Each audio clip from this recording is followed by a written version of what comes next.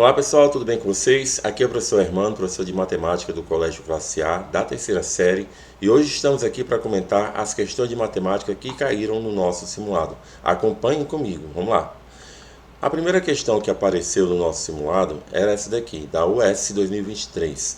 A seguinte sequência de números inteiros positivos está apresentada de forma ordenada, tendo sido organizada seguindo uma lógica estrutural muito usual.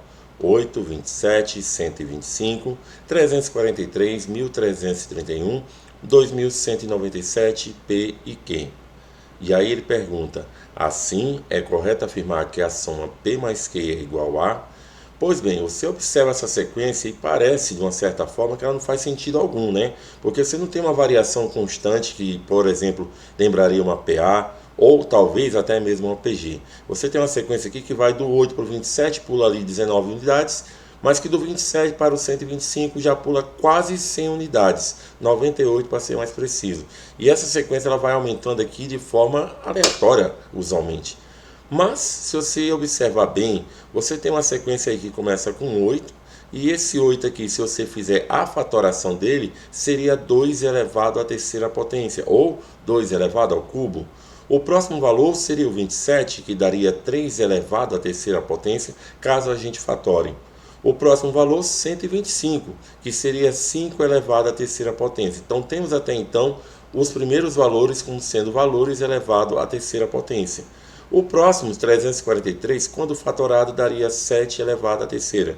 E aí você observa que começou com 2 elevado a 3, 3 elevado a 3, 5 elevado a 3 e 7 elevado a 3. O que nos faz lembrar que esses são números primos. Portanto, aqui, se você for continuar até o 2197, nós teremos apenas números primos elevado à terceira potência. Então, aqui nós já temos uma certa lógica construída.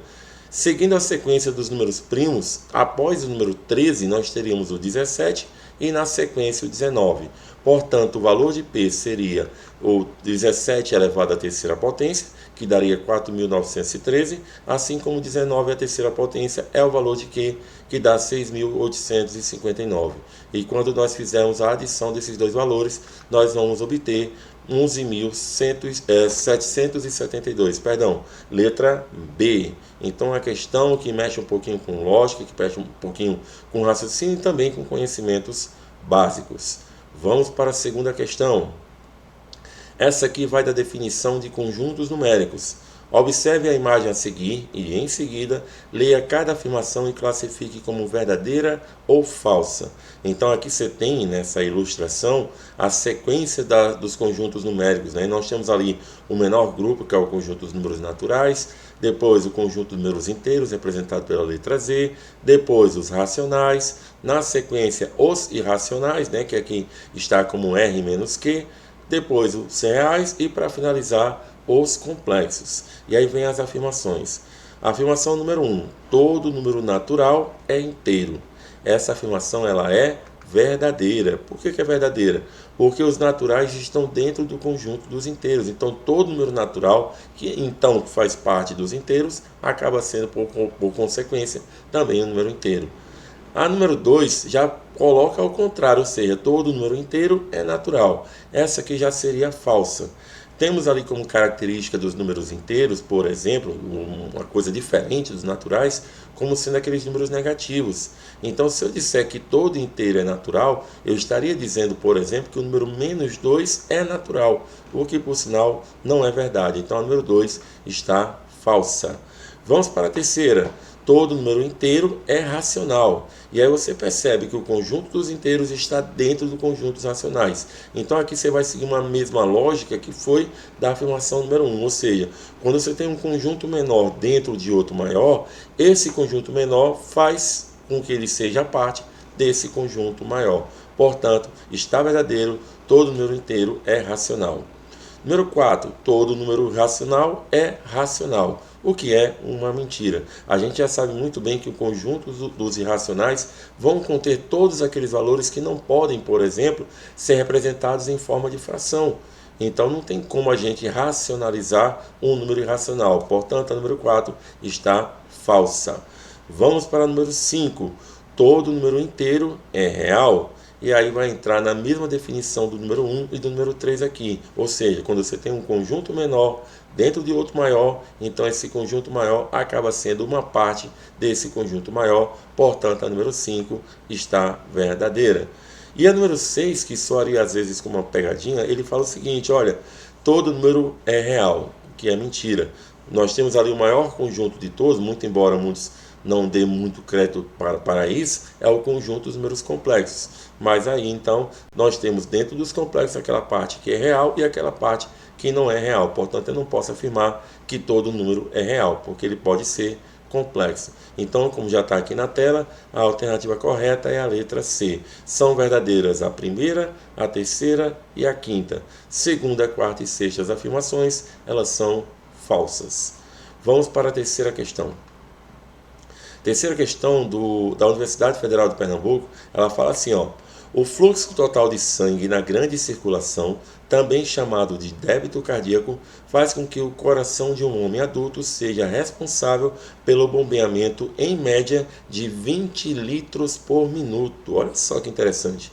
Qual a ordem de grandeza do volume de sangue em litros bombeado pelo coração em um dia? Pois bem, a questão traz a afirmação ali que são 20 litros a cada minuto. E a gente sabe que um dia completo são 24 horas e que em cada uma dessas horas nós teremos 60 minutos. Portanto, se eu quiser saber quantos litros de sangue são bombeados ao longo de um dia completo, eu teria que multiplicar 24 horas por 60 minutos por 20 litros. O resultado dessa multiplicação vai dar 28.800, que se eu colocar na forma de notação científica, vai dar 2,8 vezes 10 elevado à quarta. Portanto, a ordem de grandeza desse volume de sangue será 10 elevado à quarta potência. Questão muito fácil, questão muito simples. Vamos para a próxima questão, a questão número 4. A receita diária de um estacionamento é RP igual a 400p menos 20p ao quadrado, onde P é o preço em reais cobrado por um dia de estacionamento por carro. Calcule o maior preço a ser cobrado para que a receita diária seja de R$ 1.500. Pois bem, nós temos aí a função, dada aqui como se fosse uma equação, mas aqui é uma função, RP igual a 400p menos 20p ao quadrado. Esse RP vai representar qual é essa arrecadação, qual é essa receita ao longo de um dia, ao longo desse P, que é o preço a ser cobrado. Portanto, ele quer que essa arrecadação, que essa receita, seja de R$ 1.500. Então, onde tiver o RP, eu vou substituir por 1.500. Portanto, ficaremos com essa equação agora. 1.500 igual a 400p menos 20p ao quadrado, o que já te faz lembrar uma equação do segundo grau. Então, vamos dar uma organizada. Vamos trazer o 400p e o menos 20p ao quadrado para frente. Fazendo isso, nós ficaríamos assim, com 400p menos 20p ao quadrado menos 1.500. Nesse caso aqui, eu passei o 1.500 para o segundo membro. Vamos organizar agora. Vamos começar com o menos 20p, depois o 400p, depois o menos 1.500. Você percebe que nessa próxima linha aqui eu já apliquei uma simplificação. Eu dividi ambas as expressões, essa última equação, por 20. Então, onde eu tinha menos 20p ao quadrado dividido por 20 vai ficar menos p ao quadrado. Aonde tinha 400p, quando eu dividir por 20, vai ficar 20p.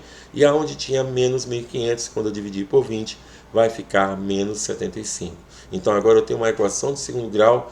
Vamos atrás do discriminante do nosso delta e, por consequência, das raízes. Como é uma equação de segundo grau, vai surgir duas raízes, e aí qual vai ser a resposta correta? Vai ser aquela de maior valor, uma vez que a questão quer aquela que tenha o maior preço. Vamos lá, o valor do delta vai ser o b ao quadrado menos 4ac, que aqui na construção ficaria 20 ao quadrado menos 4 vezes menos 1 vezes 75. Na verdade aqui menos 75, tá? Depois corrijam aí. Quando eu multiplicar quando eu elevar 20 ao quadrado, vai dar 400. E menos 4 vezes menos 1 vezes menos 75, como eu falei, corrijam aí depois, isso vai dar menos 300. 400 menos 300 vai dar 100. Portanto, o valor de delta, o valor do nosso discriminante, é igual a 100. O que é muito bom para a gente, porque você já sabe que vamos precisar tirar a raiz quadrada do delta, que nesse caso vai dar uma raiz exata. Vamos lá para a forma de Bhaskara, que é menos b mais ou menos raiz de delta sobre 2a. Então ficaria P, que é o nosso x aqui, né, nessa questão, menos 20, que é o valor de B que estava positivo, vai vir aqui negativo, mais ou menos a raiz de 100, que era o nosso delta, 2 vezes menos 1, que é o valor do nosso A.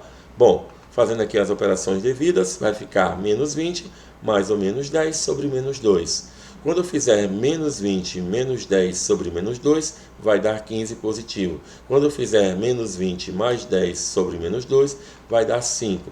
Portanto, eu terei essas duas raízes e como a questão queria saber o maior preço a ser cobrado, então a resposta vai ser R$15. Vamos para a próxima questão. Questão da Unilagos, Rio de Janeiro. 2 celulares foram programados para despertar da seguinte forma, um de 7 em 7 horas e outro de 9 em 9 horas. Ambos despertaram ao mesmo tempo, no dia 1º de setembro de 2023, às 13 horas e, em seguida, despertaram juntos novamente no dia X de setembro de 2023, às Y horas. E aí ele pergunta qual o valor desse X, qual o valor desse Y, respectivamente. Pois bem, senhores, aqui nós temos uma questão que vai falar de uma variação que está indo de 7 em 7 horas e uma variação que está indo de 9 em 9 horas. Isso aqui nos faz lembrar de MMC, quando você tem uma variação de tanto em tanto, a cada tanto.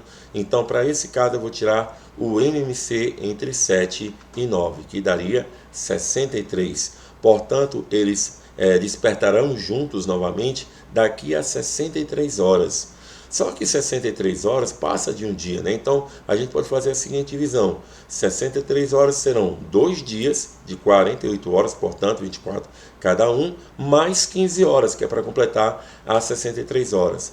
Portanto, se ele despertou no dia 1º de setembro, passando 2 dias, já ficaria dia 3 de setembro, às 13 horas. Mas calma lá, temos mais 15 horas para serem somadas. 13 horas mais 15 horas vai dar 28 horas. Sabemos que um dia tem 24 horas, então ele vai passar já para o dia seguinte. Então já não será mais dia 3 de setembro, será dia 4 de setembro. O horário em que eles despertarão juntos novamente será no dia 4 de setembro, às 4 horas da manhã. Questão número 6, da UFMG. Na figura estão esboçados os gráficos de duas funções f e g. O conjunto x pertencente aos reais, tal que f de x vezes g de x é menor que zero, é dado por. Observe que ele faz a multiplicação das duas funções e ele quer saber quando é que ele vai ser negativo. Está lá, ó, f de x vezes g de x menor que zero. Temos aqui um gráfico da função f representado pela cor vermelha e temos aqui um gráfico da função g representado pela cor verde. Você nota que a função f ela começa até positiva quando ela está acima da linha do x, né, pegando então a parte do y positivo, mas que depois ela se torna negativa. Já a função g ela começa negativa e quando atinge o ponto 2 no x, ela começa a se tornar positiva. Portanto, a gente vai analisar aqui 3 intervalos. O intervalo que antecede o menos 1, vamos verificar como ficariam essas duas funções nesse primeiro intervalo. Depois o intervalo que está entre menos 1 e 2, né, das duas funções, obviamente. E depois o intervalo que passa do 2 para a gente analisar essas funções. Então vamos lá. Ó. Nós temos aqui as funções f e g. E aqui os intervalos que eu falei, né? Até menos 1, depois entre menos 1 e 2, depois após o número 2. Você observa que a função f de x, no primeiro momento, até chegar ao menos 1, ela está positiva. Já quando você vier aqui entre menos 1 e 2, ela vai descer para a linha abaixo do x, né? No caso aqui, para baixo do y0. Então, nesse caso, ela começa a ficar negativa. E quando ela chegar lá depois do 2, ela prossegue como sendo negativa. Então, a primeira função aqui você tem na função f, que ela vai ser positiva até chegar ao menos 1 e depois disso tornar-se-á negativa. Vamos para a função g de x. Quando ela está passando ali antes do menos 1, você observa que ela está negativa. Entre o menos 1 e o 2, ela permanece negativa. Ela só vai se tornar positiva, essa função g de x, quando ela passar do valor 2. Então, ela vai se tornar positiva. E aí vamos para o que a questão quer saber. Ele quer a multiplicação do f de x pelo g de x. Quando é que ela vai ser negativa? Portanto, quando é que ela vai ser menor que zero. Então, você nota que no primeiro momento, quando ela está antes do menos 1, está positiva no fx, está negativa no g de x. Portanto, se eu fizer mais com menos aqui, vai dar negativo. Quando eu estiver no intervalo entre menos 1 e 2, as duas funções estão negativas. Se eu fizer a multiplicação entre elas, elas vão se tornar positivas, né? O resultado dessa multiplicação. Quando eu passar desse 2, no caso ali após o 2, né, você percebe que a primeira função está negativa, enquanto a segunda função começa a ficar positiva. E, portanto, a multiplicação entre as duas vai ser negativa. Então, ela vai ser negativa, como a questão quer saber, quando o x é menor que o menos 1, ou seja, quando o x está antes do menos 1, ou quando o x é maior que o 2, ou seja, quando o x passar do 2. Então, a alternativa correta, letra E. Questão número 7, também sobre funções. Seja f de r em R a função tal que o f de 1 igual a 4, o f de x mais 1 igual a 4 vezes f de x para todo real. Nessas condições, o f de 10 é igual a. Então, nós temos aqui uma função que ele já informou o valor, né? O f de 1, ele já disse que vale 4. E aí você tem o f de x mais 1, que é igual a 4 vezes o f de x. Então, onde tem esse f de x mais 1, você vai pegar a função que vai surgir antes, né, digamos assim, e acrescentar 1. Como assim, professor? Eu não entendi. Então, vamos fazer uma simulação aqui, ó. Tá aí, ó, f de x mais 1 igual a 4f de x. Se eu quiser, por exemplo, f de 2, você há de lembrar que f de 2, o número 2, pode ser escrito como sendo 1 mais 1. Então, no lugar do x, eu vou colocar 1. Então, ficaria f de 1 mais 1, que é igual a 4 vezes f de 1. Acontece que o valor de f de 1, como foi dito pela questão, é 4. Portanto, a função f de 2 vai ser igual a 4 elevado ao quadrado. Vamos fazer o f de 3 agora, no mesmo raciocínio. Aonde houver o x, eu vou trocar por 2 dessa vez, porque 2 mais 1 é igual a 3. Portanto, o f de 3 vai ser 2 mais 1, que vai ser igual a 4f de 2, que é o nosso x nesse momento. Acontece que f de 2, a gente acabou de encontrar anteriormente, você viu que vai dar 4 elevado a 2. E aí, quando você fizer 4 vezes 4 elevado a 2, vai dar 4 elevado a 3. Então, f de 3 é igual a 4 elevado a 3. Nesse instante, você já começa a perceber uma certa lógica, né? Quando foi o f de 2, o resultado deu 4 ao quadrado. Quando foi o f de 3, deu 4 elevado ao cubo. Quando eu fizer, por exemplo, o f de 4, ops, já vai até escapar a resposta aqui. Quando eu fizer o f de 4, você vai perceber que o resultado final vai dar 4 elevado a 4. Então, eu não preciso fazer de 1 por 1. Já seguindo esse mesmo padrão, esse mesmo raciocínio, quando eu quiser o f de 10, esse resultado vai dar 4 elevado a 10. Sucesso? Então, questão até como se fosse uma pegadinha ou uma questão que beirava ali um pouquinho de dificuldade, mas usando um pouquinho de raciocínio, você conclui ela aqui brevemente, alternativa letra D. Então, vamos para a questão número 8. Ela fala assim, ó. O aplicativo de transporte Move cobre uma tarifa fixa de R$ 6,00 por corrida, mais R$ 2,50 por quilômetro rodado. Se um passageiro pagou R$ 31,00, qual foi a distância percorrida por ele? Você percebe aqui que você vai criar uma função. Você tem um valor fixo, que é o valor da corrida, mais um valor que é variável, que é a quantidade de quilômetros rodados. Portanto, nesse caso aqui, eu posso montar uma função bem simples, que seria 6 mais 2,5x, onde o x é o total de quilômetros rodados. O valor do fx eu já tenho, já sei que ele pagou R$ 31,00, então ficaria 31 igual a 6 mais 2,5 vezes x. Passando esse 6 para frente, ele que está positivo vai passar negativo e vai dar 25. Então ficaremos com 25 igual a 2,5 vezes x. E aí, quando eu dividir 25 por 2,5, a quilometragem percorrida por ele será de 10 quilômetros.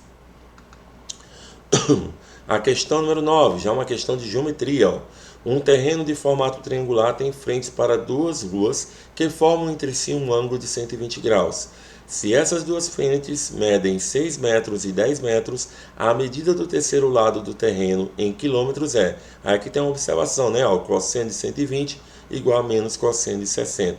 Fazendo aqui uma breve simulação, nós teremos aqui um terreno triangular, como vocês estão vendo.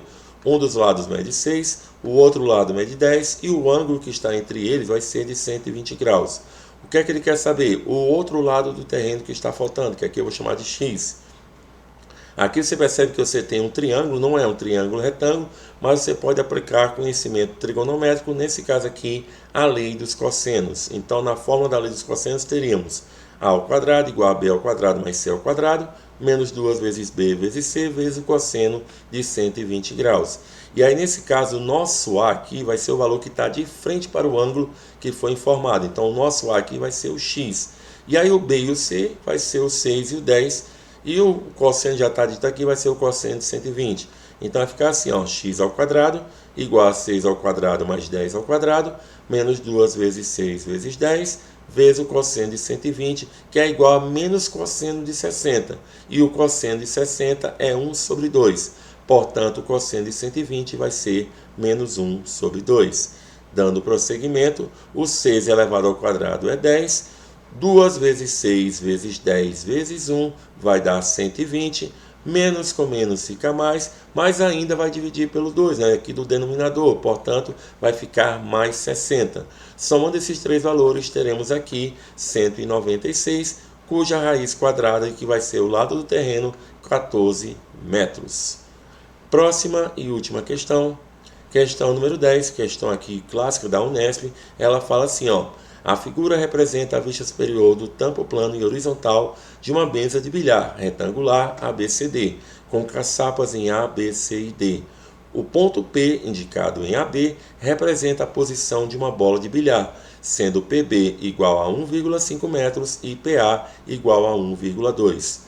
Após uma atacada na bola, ela se desloca em linha reta colidindo com BC no ponto T, sendo a medida do ângulo PTB igual a 60 graus, como você já está vendo aqui na imagem, né? Após essa colisão, a bola segue em trajetória reta diretamente até a caçapa D. Então ela vai bater lá naquele ponto D e vai fazer isso, ó, seguir direto para o ponto D. Uma atacada de mestre como o nosso mestre Neizinho sabe fazer muito bem. Nas condições descritas e adotando raiz de 3 como sendo 1,73, a largura do tampo da mesa em metros é. Então ele quer essa largura que está, por exemplo, entre A e D, ou que está entre B e C, que é a mesma coisa, né? Já que é uma mesa retangular. Pois bem, aqui nós poderíamos aplicar só um pouquinho de conhecimento físico, porque na hora que a bola bate ali fazendo 60 graus, o ângulo que ela vai fazer do outro lado em direção também vai ser 60 graus. Ali onde eu estou indicando agora aqui na imagem.